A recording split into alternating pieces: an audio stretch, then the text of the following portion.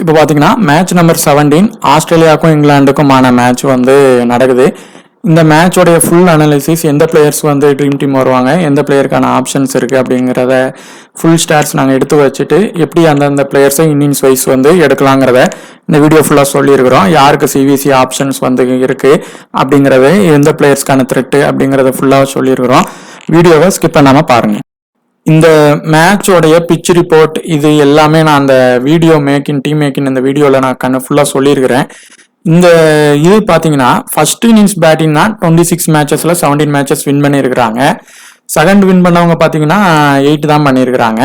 Average score ஒரு 165 வரை இருக்குது. ஹை ஸ்கோர் ஆனால் 224 வரைக்கும் கூட பண்ணியிருக்கிறாங்க. பிலோ ஸ்கோர் 150 9 டைம்ஸ் பண்ணியிருக்கிறாங்க. எபோவ் ஸ்கோர் 190 ஒரு 3 டைம்ஸ் பண்ணியிருக்கிறாங்க. இப்போ எந்த ஒரு மேட்ச் நீங்கள் ப்ளே பண்ணாலும் கண்டிப்பாக வென்யூ ப்ராக்ரஸ் மட்டும் பார்த்துட்டு அதுக்கு தக்கனமாக பிளேயர்ஸை எப்படி அதுக்கு செப்ட் ஆவாங்க அப்படிங்கிறத பாருங்க. இதில் வந்து இங்கிலாந்துக்கும் வெஸ்ட் இண்டீஸுக்கும் ஒரு லாஸ்ட் இயர் நடந்த மேட்சஸில் வந்து பார்த்தீங்கன்னா அதில் நான் 3 விக்கெட்னு மாற்றி போட்டேன். 10 விக்கெட் வந்து பார்த்தீங்கன்னா ஃபாஸ்ட் பவுலர்ஸ் தான் எடுத்துருக்குறாங்க. அதே மாதிரி பார்த்தீங்கன்னா லேட்டஸ்ட்டாக நடந்த மேட்ச் பார்த்தீங்கன்னா நமீபியாவுக்கும் ஸ்காட்லாண்டுக்கும் பார்த்தீங்கன்னா 8 விக்கெட் எடுத்திருக்கிறாங்க. ஸ்பின்னர்ஸ் வந்து ஒரு 5 விக்கெட் இந்த இதில் எடுத்திருக்கிறாங்க. லாஸ்ட்டாக நடந்த ஆஸ்திரேலியா மேட்ச்ல பார்த்தீங்கன்னா ஃபர்ஸ்ட் இன்னிங்ஸ்ல ஃபேசர்ஸ் வந்து 4 விக்கெட்டும், செகண்ட் இன்னிங்ஸ்ல வந்து 7 விக்கெட் எடுத்திருக்காங்க. ஸோ அந்த விக்கெட் ஃபால் வந்து செகண்ட் இன்னிங்ஸ்ல நல்லா இருக்கு. இப்போ சப்போஸ் ஒரு டாமினேட் பண்ற டீம் பண்ணும்போது அவங்க ஃபர்ஸ்ட் இன்னிங்ஸ்ல கூட விக்கெட் எடுக்க ஒரு சில வாய்ப்புகள் இருக்கு. அதே மாதிரி பார்த்தீங்கன்னா ஹெட் டு ஹெட் இதில் பார்த்தீங்கன்னா 23 மேட்சஸ்ல இங்கிலாந்து 11 மேட்சஸ் வின் பண்ணியிருக்கிறாங்க. ஆஸ்திரேலியா 10 மேட்சஸ் வின் பண்ணியிருக்காங்க. மேக்ஸிமம் ஈக்குவலா இருக்காங்க. இந்த வென்யூவை பொறுத்தவரை ஆஸ்திரேலியா 7 மேட்சஸ் பிளே பண்ணதுல 4 மேட்சஸ் வின் பண்ணியிருக்காங்க. 3 மேட்சஸ் லாஸ் ஆயிருக்கிறாங்க. இங்கிலாண்டை பொறுத்தவரை 13 மேட்சஸ் பிளே பண்ணதுல 6 மேட்சஸ் வின் பண்ணி 6 மேட்சஸ் லாஸ் பண்ணியிருக்கிறாங்க. ஒரு மேட்ச் வந்து நோ ரிசல்ட் ஆயிருச்சு. ஸோ அதுக்கு தக்கனமா இப்போ லாஸ் வந்து ஆஸ்திரேலியா பக்கமும் இருக்கு, இங்கிலாந்து பக்கமும் இருக்கு. ஸோ 2 டீமுக்குமே நீங்க சப்போர்ட் பண்ணி டீமை வந்து அதுக்கு தக்கனமா எடுங்க. மேக்ஸிமம் ஆஸ்திரேலியாவோட பிளேயிங் 11 இதான் இருக்கும். Warner, Head, Marsh, Maxwell, Stoinis, David, M Wade, அப்புறம் ஸ்டார்க்கு, சாம்பா, அப்புறம் பார்த்தீங்கன்னா ஒருவேளை நேத்தன் எலிஸ்க்கு பதிலாக பேட் கமின்ஸை வேணா இது ஒரு பெரிய டீம் கூட பிளே பண்றதுனால கொண்டு வருவாங்க. இல்லைன்னா ஹேசல்வுட் அதே இதில் போவாங்க. அதே மாதிரி பார்த்தீங்கன்னா இங்கிலாந்து பாசிபிள் பிளேயிங் பார்த்தீங்கன்னா Jos Buttler, Philip Salt, William Jacks, அப்புறம் Jonny Bairstow, Livingstone, Harry Brook, Moeen Ali, Chris Jordan, Jofra Archer, Adil Rashid, Moeen எம்வுட். இதுல ஒரு வேளை மேபி டோப்லயே வந்து கொண்டு வந்து பார்ப்பாங்க. ஏன்னா இந்த லெஃப்ட் ஹேண்டர்ஸுக்கு வந்து கொஞ்சம் அந்த டீம்ல வந்து அவுட் ஆகிறதுனால சில பேர் அவுட் ஆயிடுறாங்க. அந்த காரணத்தினால மேபி கொண்டு வரலாம். இப்போ இங்கிலாந்துக்கும் ஆஸ்திரேலியாவுக்கான மேட்சுக்கு முன்னாடி ஒரு நியூசிலாந்துக்கும் நம்ம ஆப்கானிஸ்தானுக்கான மேட்சோடைய ஒரு சின்ன ஒரு ப்ரிவியூ மாதிரி பார்க்கலாம், எப்படி அந்த டீம் வந்து அமைஞ்சிருந்தது அப்படின்னது. இதில் குர்பாஸ் வந்து பார்த்தீங்கன்னா நான் சொல்லியிருந்தேன் வீடியோவில், ஹிட்டு இல்லைனா ஃப்ளாப் ஆவார், ஒன்று பெருசாக ப்ளே பண்ணுவார் இல்லை ஃப்ளாப் ஆயிடுவார்னு சொல்லியிருந்தோம். அதே மாதிரி அவர் பார்த்தீங்கன்னா நல்லா ஹிட் பண்ணிட்டாரு. அதே கேட்டகரியில் இருந்த ஃபின்னாலன்னு சொல்லியிருந்தோம், ஒன்று அவர் பெருசாக ஹிட் பண்ணுவார் இல்லை ஃப்ளாப் ஆயிடுவார்னு. ஸோ இவர் ஃப்ளாப் ஆன பட்சத்தில் இவர் பெர்ஃபார்ம் பண்ணிட்டாரு. அதே மாதிரி சார்டான்னு சொல்லியிருந்தோம், கண்டிப்பாக ஒரு ட்ரீம் டீம் வருவார், ஒரு நல்ல பாயிண்ட்ஸ் எடுப்பாருன்னு சொல்லியிருந்தோம். அந்த மாதிரி வந்திருந்தாங்க. கிளென் பிலிப்ஸு இல்லைன்னா டேரி மிச்சல்ல கண்டிப்பாக ஒருத்தங்க ட்ரீம் டீம் வருவாங்க அப்படின்னு சொல்லியிருந்தோம். நான் மிச்சல் எதிர்பார்த்தேன், ஆனால் பார்த்தீங்கன்னா பிலிப்ஸ் வந்துட்டு இருந்தார். இப்போ இந்த மேட்ச்சில் நான் சொல்லியிருந்தேன், இந்த பிச்சு வந்து லெஃப்ட் ஹேண்டர் பவுலர்ஸ்க்கு நல்லா சப்போர்ட் ஆகுது அப்படிங்கிற மாதிரியான விஷயத்த சொல்லியிருந்தேன். ஸோ இவர் ஒரு ட்ரீம் டீம் அளவுக்கு வருவார். அப்படி இல்லைன்னா இவர் பெருசாக ப்ளே பண்ணிடுவார் அப்படின்னு சொல்லியிருந்தோம். ஆனால் இது பார்த்தீங்கன்னா ஆப்கானிஸ்தான் டாமினேட் பண்ணும் போது இவரும் நல்லா 75 பாயிண்ட்ஸ் எடுத்துட்டாரு.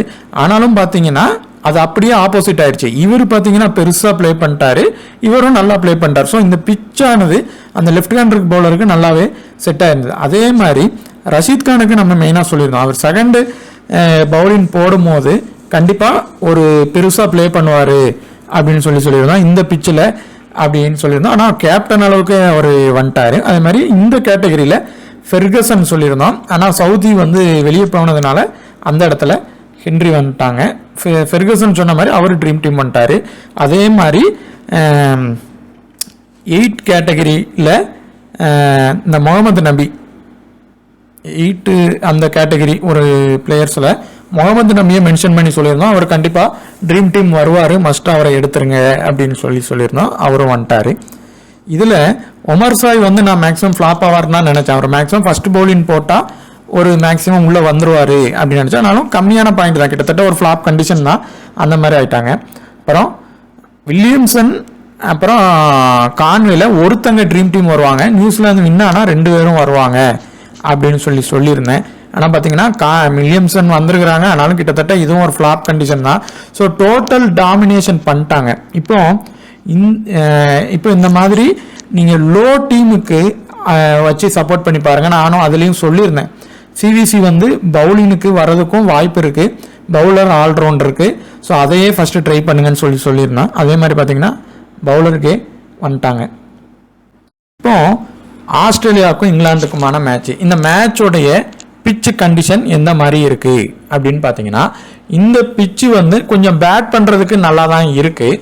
அதுவும் பார்த்தீங்கன்னா எப்படின்னா, ஃபர்ஸ்ட் பேட் பண்ணுறவங்களுக்கு நல்லா இருக்குது, செகண்ட் பேட் பண்ணுறவங்க வந்து கொஞ்சம் அந்த ஃபேஸர்ஸ் வந்து நல்லா பவுன்ஸ் பண்ணும்போது அவங்க விக்கெட்டை வந்து இழந்துடுறாங்க. ஸோ இப்போ பார்த்தீங்கன்னா ஃபர்ஸ்ட் வின் பண்ணவங்க தான் அந்த இதில் வந்து நிறைய இது பண்ணியிருக்கிறாங்க, வின் பண்ணியிருக்கிறாங்க செகண்ட் வின் பண்ணவங்களோட. So bowling domination maximum second அதாவது ஃபர்ஸ்ட் இன்னிங்ஸில் நல்ல பேட்டிங் ஸ்கோர் பண்ணி செகண்ட் இன்னிங்ஸ் வர்றப்போ அந்த பிச்சு கொஞ்சம் ஹார்ட் ஆகும், பால் நின்று வரும், இல்லை அந்த அவங்க பேட்ஸ்மேனுக்கு வர்றது கஷ்டப்படுறதுனால அவங்க இதாகிடுறாங்க. இதுதான் பிச்சோட கண்டிஷன் இந்த மாதிரி இப்போ வரைக்கும் இருக்குது. இதில் பவர் பிளே ப்ராக்ரஸ், 2 இன்னிங்ஸோட பவர் பிளே ப்ராக்ரஸ். ஸ்காட்லாந்து இங்கிலாந்துக்குமான மேட்ச்சில் மட்டும்தான் பவர் பிளேல ஃபர்ஸ்ட் இன்னிங்ஸில் விக்கெட் போல. மற்றபடி பார்த்தீங்கன்னா ஆவரேஜாக 2 விக்கெட் இல்லை 1 விக்கெட் போயிடுறது எந்த டீம் பிடிச்சா கூட. செகண்ட் இன்னிங்ஸை பொறுத்தவரை மேக்சிமம் பார்த்தீங்கன்னா 2 விக்கெட் போகும், இல்லை 1 விக்கெட்டாவது கன்ஃபார்மாக போகிறதுக்கு நிறைய வாய்ப்பு இருக்குது. இந்த மேட்சை பொறுத்தவரை high percentage captain, high percentage vice captain பார்த்தீங்கன்னா 75 to 100 கேட்டகரியில் இருக்காங்க. இந்த கேட்டகரியில் இருக்கிறவங்கள இருந்து ஒரு சிவிசி வரலாம். அப்படி இல்லை அப்படின்னா கம்ப்ளீட்டாக இந்த கேட்டகரியே இல்லாமல் அடுத்த 2 கேட்டகரிக்கு அது மாறும். இப்போ இது வந்து போத் டீமுமே பவரான டீம் தான். இதில் ஜாஸ் பட்லர் வந்து ஹை பர்சன்டேஜ் விசியில் இப்போ வர இருக்காங்க. இப்போ ஜாஸ் பட்லருக்கு பார்த்தீங்கன்னா இந்த மேட்ச்சில் அவருக்கு கொஞ்சம் த்ரெட்ஸும் இருக்குது. ஸோ இவர் வந்து இப்போ இங்கிலாந்து வின் ஆகிற மாதிரியான கண்டிஷனில் ஒரு டீம் மேக் பண்ணுறீங்க அப்படின்னா இவரை வந்து நீங்கள் எடுத்து கொண்டு போகணும். இதில் சிவிசி எப்படி வரும் அப்படின்னா, ஒன்று மார்க்கஸ் ஸ்டாய்னஸ் வந்து பவுலிங்கில் நல்ல பெர்ஃபார்மன்ஸ் பண்ணுவாங்க. ஆனால் இப்போ பட்லர் இதில் ஸ்டாய்னஸில் மேபி ஒருத்தங்க ஃபெயிலியர் கூட ஆகிறதுக்கு நிறைய வாய்ப்பு இருக்குது இந்த மேட்ச் பொறுத்தவரை. ஆனால் இப்போ பட்லர் வந்து இந்த கேட்டகரியில இருந்து இல்லை 2 பேருமே ட்ரீம் டீம் வராங்க, பட்லரும் வராரு ஸ்டாய்னஸும் வராங்க அப்படின்னா அந்த சிவிசியோட இது வந்து அடுத்தவங்களுக்கு மாறிடும். இவங்களுடைய பாயிண்ட்ஸ் பார்த்தீங்கன்னா கொஞ்சம் கம்மியாக அந்த மாதிரி இருக்கும். அப்படி இல்லைன்னா ஒருத்தங்க ஃபெயிலியர் ஆவாங்க. இப்போ இங்கிலாந்துக்கு சப்போர்ட் பண்ணுற மாதிரியான டீமில் நீங்கள் பட்லரை வச்சு எடுங்க. ஆனால் இப்போ நடந்துட்டு இருக்கிற இந்த மேட்சஸ் எல்லாமே ஆல்ரவுண்டர் டாமினேட் பண்ணுறாங்க, பவுலர் டாமினேட் பண்ணுறாங்க. இவருக்கு த்ரெட்டே மார்க்கஸ் ஸ்டாய்னஸ் கிட்ட நிறைய இருக்குது. அதே மாதிரி பார்த்தீங்கன்னா ஆடம் சாம்பா நல்லா ஸ்விங் பண்ணுறவங்க, பேட் கமின்ஸ் ஒருவேளை இந்த மேட்ச்சில் சேர்த்தாங்கன்னா அவர், அடுத்து பார்த்தீங்கன்னா ஸ்டார்க்கு. ஸோ இவ்வளோ த்ரெட்ஸ் இருக்குது. இதை மீறி தான் அவர் வந்து இந்த மேட்சை பெர்ஃபார்மன்ஸ் பண்ணணும். ஸோ இவர் வந்து இந்த மேட்சை பொறுத்தவரை ஒரு ஹிட் ஃபார் ஃப்ளாப் கண்டிஷனில் தான் இருக்காங்க. ஸோ இங்கிலாந்து வின் ஆகிற டீமில் ஒரு C கொடுத்து ட்ரை பண்ணி பாருங்கள். அடுத்து மிச்சல் மார்ஷ், ஸ்டார்க்கு இந்த கேட்டகிரியில் பார்த்தீங்கன்னா ஸ்டார்க்கோட இது வந்து ஸ்டார்க் ஃபர்ஸ்ட் பவுலிங் போடுறாரு இந்த பிச்சை பொறுத்தவரை போடுறாருன்னா நீங்கள் டீமில் எடுங்க. அப்படி இல்லைன்னா இந்த கேட்டகரியில் கொஞ்சம் ரிஸ்க் பண்ணி இவரை விட்டுட்டு மார்ஷையே ட்ரை பண்ணி பாருங்கள். அவர் ட்ரீம் டீம் அளவுக்கு வர ஒரு சின்ன வாய்ப்பு இருக்குது. ஆனால் பவுலிங் போடுறாரான்னு பார்த்துக்கோங்க. ஃபர்ஸ்ட் இன்னிங்ஸ் பண்ணார்னா நீங்கள் ட்ரை பண்ணி பாருங்கள். இந்த கேட்டகரியிலேருந்து கண்டிப்பாக ஒரு 2 பேராவது ட்ரீம் டீம் வருவாங்க. இந்த டீமை பொறுத்தவரை டிராவிஸ் ஹெட், இந்த கேட்டகரியில் டிராவிஸ் ஹெட்டுக்கு வந்து எப்படி இருக்குன்னா த்ரெட்ஸு பார்த்தீங்கன்னா யார்கிட்ட இருக்குன்னா Chris Jordan, Moeen Ali, mark would இந்த மாதிரியான கேட்டகரி கிட்டலாம் இருக்குது. ஆனால் இப்போ இவர் உள்ளே வராரு அப்படின்னா ஆஸ்திரேலியா வின் ஆனால் வருவாங்க. அப்படி இங்கிலாந்து வின் ஆகுதுன்னா இவர் மேக்சிமம் அந்த ட்ரீம் டீமுக்குள்ளே வராமல் ஃபெயிலியர் ஆகக்கூட வாய்ப்பு இருக்குது. ஒரு ஹிட் ஆர் ஃப்ளாப் கண்டிஷனில் இருக்கார். ஆனால் இந்த இதில் இந்த 2 பேரில் ஃபஸ்ட்டு சேஃப் பிக்கு இந்த பிச்சில் வார்னர் தான். ஏன் அப்படின்னா வார்னருக்கு நிறைய த்ரெட்டு இருக்குது இந்த மேட்ச்சில். யார்கிட்டலாம் இருக்குதுன்னு பார்த்தீங்கன்னா ஆர்ச்சரு, அதுக்கப்புறம் மார்க்வுட்டு, அதுக்கப்புறம் பார்த்தீங்கன்னா மொயின் அலி வந்து ஒரு மஸ்ட் பிக் மாதிரி இந்த மேட்ச்சில் வரதுக்கான வாய்ப்பு இருக்குது. ஸோ இப்படிலாம் இருக்கும்போது ஆனால் இவர் பார்த்தீங்கன்னா head to head record, David Warner வந்து head to head record, venue record கம்ப்ளீட்டாக நல்லா வச்சுருக்கிறாங்க. இந்த 2 கேட்டகரியில் ஃபஸ்ட் ஆப்ஷன் இவரை வந்து செலக்ட் பண்ணுங்கள். அதுக்கடுத்து இப்போ கம்மின்ஸ் இருக்கிறாரு அப்படின்னா ஃபஸ்ட் பவுலிங் போட்டால் ட்ரை பண்ணி பாருங்கள். அதே மாதிரி ஆடம் சாம்பா வந்து செகண்ட் இன்னிங்ஸ் போடுறாரு, ஒருவேளை ஒரு பெர்சன்டேஜ் கொஞ்சம் லோவாக இருந்தால் சிவிசி அளவுக்கு கொடுத்து ட்ரை பண்ணி பாருங்கள். இதில் இருந்து கண்டிப்பாக 2 to 3 பேர் ட்ரீம் டீம் மேக்ஸிமம் வருவாங்க. அப்படி இல்லைன்னா 2 பேராவது வருவாங்க. கிளென் மேக்ஸ்வெலை பொறுத்தவரை அவருக்கு த்ரெட்ஸு நிறைய இருக்குது. யார்கிட்டனா கிறிஸ் ஜார்டன், அதில் ரசீடு, ஆர்ச்சர். அவருடைய ரீசன்ட் ஃபார்ம் பார்த்தீங்கன்னா கொஞ்சம் கம்மியாக இருக்குது. ஸோ அவர் ஒரு வேளை பவுலிங் ஃபஸ்ட்டு போடுறாங்க, பவுலிங்க்கு சப்போர்ட் ஆகி அவர் ஏதோ ஒரு விக்கெட் எடுக்கிறாரு அப்படின்னா மேபி ட்ரை பண்ணுங்கள். இல்லைனா கூட அவரை ஒரு இங்கிலாந்துக்கு சப்போர்ட் பண்ணுற மாதிரியான டீமில் லீவ் பண்ணிடுங்க. இப்போ இதில் வந்து ஃபிலிப் சால்ட்டு, பேர்ஸ்டோ இவங்க இதில் ஃபஸ்ட்டு வந்து இதில் பேர்ஸ்டோக்கு ஒரு ட்ரீம் டீம் வர்றதுக்கான வாய்ப்பு இந்த மேட்சை பொறுத்தவரை இருக்குது மேக்ஸிமம். ஃபிலிப் சால்ட் வந்து எப்படின்னா ஸ்பின்னில் கொஞ்சம் வீக்காக இருக்கார். இப்போ சாம்பா இல்லை மேக்ஸ்வெலுக்கு ஃபஸ்ட்டே ஓவர் கொடுக்குறாங்க அந்த மாதிரினா அவர்கிட்டலாம் நிறைய அவுட் ஆகிருக்காரு. அதே மாதிரி ஹேசல்வுட்டு அந்த இன்ஸ்விங் கொண்டு வரதில் கொஞ்சம் வீக்காக இருக்கார். ஸோ இப்போ நீங்கள் பட்லர் எடுக்கிறீங்கன்னா கூட சால்ட்டை வந்து ரிஸ்க் எடுத்து லீவ் பண்ணி பாருங்கள். அப்படி இல்லைன்னா ஃபஸ்ட் இன்னிங்ஸிங் மட்டும் ட்ரை பண்ணி பாருங்கள். அவருக்கு ஒரு ஃபிலிப் சால்ட் வந்து இந்த வென்யூவில் ஒரு 50 பண்ணியிருக்கிறாங்க. ஸோ ஒரு இதில் மட்டும் ட்ரை பண்ணி இப்படி பாருங்கள். அதில் ரசீது வந்து இந்த கேட்டகரியில் ஃபஸ்ட்டு இப்போ ஹேசல்வுட் வந்து ஒரு ட்ரீம் டீம் வர்றதுக்கான வாய்ப்பு ஃபஸ்ட்டு இருக்குது. அடுத்து இந்த அப்துல் ரசீத், ஆர்ச்சர். இதில் ஆர்ச்சர் ஃபஸ்ட் இன்னிங்ஸ் பவுலிங் போடுறாங்க அப்படின்னா நீங்கள் ட்ரை பண்ணி பாருங்கள். கொஞ்சம் இந்த பவுன்ஸ் நல்லா போடுறவங்களுக்கு இந்த பிச்சு கொஞ்சம் சப்போர்ட் ஆகும். ஸோ உங்களுக்கு 1 or 2 விக்கெட்ஸை வந்து எடுக்க வாய்ப்பு இருக்குது. இவரை செகண்ட் இன்னிங்ஸ் பவுலிங் போட்டால் ட்ரை பண்ணி பாருங்கள். ஸோ இந்த கேட்டகரியில் இருந்து இப்படி தான் பிளேயிங் 11ல் 5 பேர் இருக்கிறாங்கன்னா மஸ்ட்டாக இப்போ நம்ம சொன்னால் பேர்ஸ்டோ, ஹேசல்வுட்டை ஃபஸ்ட்டு ட்ரை பண்ணுங்கள். அடுத்து அந்த இன்னிங்ஸ் வைஸு நீங்கள் பிக் பண்ணி பிளேயர்ஸை கொண்டு வாங்க. மேக்ஸிமம் 2 to 3 பேர் ட்ரீம் டீம் மேக்ஸிமம் வர வாய்ப்பு இருக்குது. இப்போ இந்த கேட்டகரியை பொறுத்தவரை மார்க்வுட் வந்து ஃபஸ்ட் இன்னிங்ஸ் பவுலிங் போடுறாருன்னா அவர் ட்ரீம் டீம் வர வாய்ப்பு இருக்குது. நான் லாஸ்ட் இதில் டெலிகிராம்லேயும் நான் மென்ஷன் பண்ணுறேன். இந்த இதில் வந்து இவர் எப்படி பண்ணுவாங்க, இல்லை இவருக்கு பதிலாக வேறு பிளேயர் வருவாங்களா அப்படிங்கிறதுக்காண்டி ஆப்ஷன் இருக்கா அப்படின்னு பார்த்துட்டு சொல்கிறேன். ஃபஸ்ட் இன்னிங்ஸ் பண்ணால் நீங்கள் வந்து ஒரு ட்ரீம் டீம் வர வாய்ப்பு இருக்குது. மொயின் அலி வந்து இந்த மேட்சுக்கு ஒரு முக்கியமான பிக்காக இருப்பாங்க. மொயின் அலி, லிவிங்ஸ்டன் இந்த 2 பேரில் கண்டிப்பாக ஒருத்தங்க ட்ரீம் டீம் வருவாங்க. சப்போஸ் இங்கிலாந்து வின் ஆகும் அப்படின்னா 2 பேருமே ட்ரீம் டீம் வருவாங்க. அதுக்கு 2 பேருக்குமே அந்த வாய்ப்பு இருக்குது. ஃபஸ்ட்டு ப்ரிஃபரன்ஸ் மொயின் அலி எடுத்துருங்க. அடுத்து பார்த்தீங்கன்னா இவர் வந்து இந்த மேட்சை பொறுத்தவரை பவுலிங் இந்த பிச்சுக்கு நல்ல செட் ஆகிற பவுலர் மார்க்கஸ் ஸ்டாய்னஸ். நல்ல பவுலிங் போட்டு விக்கெட் எடுக்கிற எபிலிட்டி இருக்குது. ஒரு வேளை பேட்டிங்கில் விட்டுட்டா கூட பவுலிங்கில் வர வாய்ப்பு இருக்குது. ஸோ இவரை வந்து ரொட்டேஷன் பண்ணி ஆஸ்திரேலியா வின் ஆகிற டீமில் கேப்டன் அளவுக்கு கொடுத்து எடுங்க. அப்படி இல்லைன்னா இங்கிலாண்டில் சப்போர்ட் பண்ணுற மாதிரி டீம்னா பிளேயராக மட்டும் எடுத்து பாருங்கள். ஒன்று கம்ப்ளீட்டாக ட்ரீம் டீம் அளவுக்கு நல்ல பெர்ஃபார்மன்ஸ் பண்ணுவார், இல்லை ஃபெயிலியர் ஆகிறதுக்கும் ஒரு சின்ன வாய்ப்பு இருக்குது. ஏன்னா இவர் இல்லைன்னா பட்லரில் அப்படி ஆக வாய்ப்பு இருக்குது, இல்லை கம்மியான பாயிண்ட்டு அப்படி எடுப்பாங்க. அந்த மாதிரி கண்டிஷனில் தான் இப்போ இருக்காங்க. ஸோ பவுலிங் வச்சு ஒரு பெருசாக ஃபஸ்ட்டு பவுலிங் போடுறாருன்னா ஒரு வாய்ப்பு நிறைய இருக்குது. வில்ஜாக்ஸ் பொறுத்தவரை வில்ஜாக்ஸோடைய வீக்னஸ் பார்த்தீங்கன்னா இந்த ஸ்பின்னு தான்.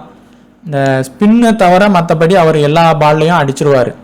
யாருன்னா அந்த சாம்பா மேக்ஸ்வெல் இவங்க தான் பாலில் தான் இது பண்ணுவார் இல்லையா, மற்றபடி எந்த பால் போட்டாலும் அடிப்பார். ஒரு இதில் சிவிசி கொடுத்து மஸ்ட்டாக ட்ரை பண்ணி பாருங்கள். இவர் மேபி இல்லைன்னா எம்வேடு இதில் ஒருத்தங்க தான் ப்ளே பண்ணுவாங்க. எம்வேடு வந்து இப்போ ஆஸ்திரேலியா லாஸ் ஆகிற கண்டிஷன் ஆகுது, இல்லை டாப் ஆர்டர் அவுட் ஆயிடுவாங்கன்னா அவங்கள நீங்கள் உள்ளே கொண்டு வரலாம். அப்படி இல்லை அப்படின்னா இப்போ இந்த ஹாரி ப்ரூக்கும் அதே கண்டிஷன் தான். இப்போ இங்கிலாண்டில் டாப் ஆர்டர் அவுட் ஆயிடுவாங்க, அதே மாதிரி அவங்களுக்கு அந்த இல்லை ரொம்ப டாப் ஆர்டர்லாம் அவுட் ஆகி லாஸ் ஆகிற மாதிரியான கண்டிஷன்லாம் போகும் அப்படிங்கிற மாதிரி ஆஸ்திரேலியாவுக்கு சப்போர்ட் பண்ணுற மாதிரி டீம் எடுத்திங்கன்னா கண்டிப்பாக அதில் ஹாரி ப்ரூக் வச்சுக்கோங்க. டிம் டேவிட் லோ பர்சன்டேஜில் இருப்பார். மேக்ஸிமம் ஃபர்ஸ்ட் இன்னிங்ஸ் மட்டும் ட்ரை பண்ணி பாருங்கள். லிவிங்ஸ்டன் மொயின் அலியில் கண்டிப்பாக 2 பேருமே ட்ரீம் டீம் வர வாய்ப்பு அதிகமாக இருக்குது. அதில் ஒருத்தங்களாவது ட்ரீம் டீம் வருவாங்க, நல்ல பெர்ஃபார்மன்ஸும் பண்ணுவாங்க. இப்போ டோப்லே மேக்ஸிமம் அவங்கள சேர்க்குறாங்களா இல்லையான்னு தெரியாது, ஆனால் வர வாய்ப்பு இந்த மேட்சை பொறுத்தவரை இருக்குது. ஏன் அப்படின்னா இப்போ இந்த ட்ரேவிஸ் ஹெட் வந்து கொஞ்சம் அந்த லெஃப்ட் ஹேண்டு ஸ்விங்கில் வீக்காக இருக்கார். மேபி அவங்க டீமில் இவர் மட்டும்தான் லெஃப்ட் ஹேண்டரில் இருக்கார். சப்போஸ் இவர் இருக்காரு அப்படின்னா ட்ரேவிஸ் ஹெட் வந்து இவர் கிறிஸ் ஜார்டன் ஆமாம் இவர் கிறிஸ் ஜார்டன் இவங்க 2 பேருமே இதுலேயே அவர் அவுட் ஆக வாய்ப்பும் இருக்குது. ஸோ இவர் இருந்தால் dope player second innings try பண்ணுங்கள், ஜார்டனை ஃபர்ஸ்ட் இன்னிங்ஸ் ட்ரை பண்ணி பாருங்கள். இந்த 3 பவுலரில் கண்டிப்பாக 2 பேராவது ட்ரீம் டீம் உறுதியாக வருவாங்க. ஃபர்ஸ்ட் ப்ரிஃபரன்ஸ் வந்து நீங்கள் கிறிஸ் ஜார்டனுக்கே கொடுத்து பாருங்கள். ஸோ இந்த கேட்டகரியில இருந்து கண்டிப்பாக ஒரு 2 to 3 பேர் அந்த லாஸின் ஆகுற மாதிரியான டீம் இருந்தால் இங்கிலாந்து இவர் வருவார். அதே மாதிரி ஆஸ்திரேலியா கொஞ்சம் ஸ்ட்ரகிள் பண்ணுற மாதிரி இருந்தால் இவர் வருவார், இவரை செகண்ட் இன்னிங்ஸ். இந்த மாதிரி நீங்கள் அந்த பிளேயிங் ஆப்ஷனை வச்சு ட்ரை பண்ணி பாருங்கள். இப்போ வர இவர் இந்த கேரக்டரில் தான் கேட்டகரியில் இருக்கார். மேபி இவர் தான் பிளேயிங் ஒன்று இருந்தால் ஆஸ்திரேலியா டாப் ஆர்டர்லாம் அவுட் ஆயிடுவாங்க அப்படி இப்படின்னு நினச்சிங்கன்னா எடுங்க, இல்லைனா சால்ட் பட்லர்லேயே நீங்கள் ட்ரை பண்ணுங்கள். இல்லை ஃபஸ்ட்டு டேவிட் வார்னருக்கு ஒரு சிவிசி கொடுத்து பாருங்கள், சாம்பாக்கு செகண்ட் இன்னிங்ஸ் மட்டும் கொடுத்து பாருங்கள். இதை பொறுத்தவரை அவர் ஒரு ஹிட் ஆர் ஃப்ளாப் தான், வேணும்னா ட்ரை பண்ணி பாருங்கள். இவருக்கு கொடுக்குற நேரம் இவருக்கும் கொடுக்காதீங்க, வரமாட்டாங்க வார்னரும் ஹெட்டும். சரி, பட்லருக்கு ஒரு இதில் சிவிசி ட்ரை பண்ணி பாருங்கள். மேக்ஸிமம் இந்த பிச்சை பொறுத்தவரை ஒரு செகண்ட் இன்னிங்ஸ்னால் ஒரு இதில் ட்ரை பண்ணி பாருங்கள். கொஞ்சம் சேசிங் நல்லா பண்ணுவார் இந்த மாதிரி கண்டிஷனில், மேபி அந்த மாதிரி பண்ணால் ஒரு வாய்ப்பு இருக்குது. ஆனால் சேசிங்கை பொறுத்தவரை இங்கே வந்து பவுலருக்கு ரொம்ப ஸ்ட்ராங்காக இருக்காங்க. ஆனால் அதனால் மட்டும் வேணால் பிச்சு கண்டிஷனை பாருங்கள். அதனால அதே மாதிரி தான் இருக்குது அப்படின்னா இவங்க இங்கிலாந்து ஃபர்ஸ்ட் பேட்டிங் தான் பிடிக்கிறாங்கன்னா ஃபர்ஸ்ட்டுக்கு மட்டும் கொடுங்க. செகண்ட் பேட்டிங் பிடிக்கிறாங்கன்னா ஒரு ரிஸ்க்காக வேணால் எடுத்து பாருங்கள் சிவிசி. மார்ஷுக்கு வந்து ஸ்டார்க்கு வந்து ஃபர்ஸ்ட் பவுலிங் போட்டால் மட்டும் சிவிசி கொடுங்க. இல்லைன்னா கூட அவங்க நீங்கள் டீமில் இருந்து எடுத்துகிட்டு வேறு பிளேயருக்கு ஒரு ஆப்ஷன் வச்சு பாருங்கள். மார்ஷ் வந்து பவுலிங் போடுறாரு அப்படின்னா ட்ரை பண்ணி பாருங்கள், இல்லைனா சிவிசி அளவுக்கு கொடுக்க வேண்டாம், டீமில் மட்டும் ட்ரை பண்ணிக்கோங்க. ஸ்டாயினஸுக்கு இந்த மேட்ச்சில் கண்டிப்பாக ஒரு டீம்லேயாவது ஆஸ்திரேலியா சப்போர்ட் பண்ணுற மாதிரி இருந்தால் சிவிசி கொடுங்க. வில்ஜாக்ஸுக்கும் சிவிசி கொடுங்க. இவங்களுக்கு வந்து கண்டிப்பாக ஃபஸ்ட்டு பவுலிங் போடுறாரு அப்படின்னா சிவிசி கொடுத்து ட்ரை பண்ணுங்கள். மொயின் அலி பேர்ஸ்டோ பண்ணுறாருன்னா இந்த பிச்சு கொஞ்சம் செகண்ட் இன்னிங்ஸுக்கு வந்து பவுலருக்கு தான் சப்போர்ட் ஆகிற கண்டிஷனில் இருக்குது. சப்போஸ் ஃபர்ஸ்ட் இன்னிங்ஸ் பிடிச்சாலும் சரி செகண்ட் இன்னிங்ஸ் பிடிச்சாலும் சரி பேர்ஸ்டோக்கு ஒரு இதுலையாவது சிவிசி ட்ரை பண்ணி பாருங்கள். இவர் ட்ரீம் டீம் வர வாய்ப்பு இருக்குது. பிலிப் சால்ட்டுக்கு ஃபர்ஸ்ட் இன்னிங்ஸே ட்ரை பண்ணி பாருங்கள். 50% கீழே மேக்ஸிமம் ஒரு 4 to 5 பேர் வந்து கண்டிப்பாக எடுங்க.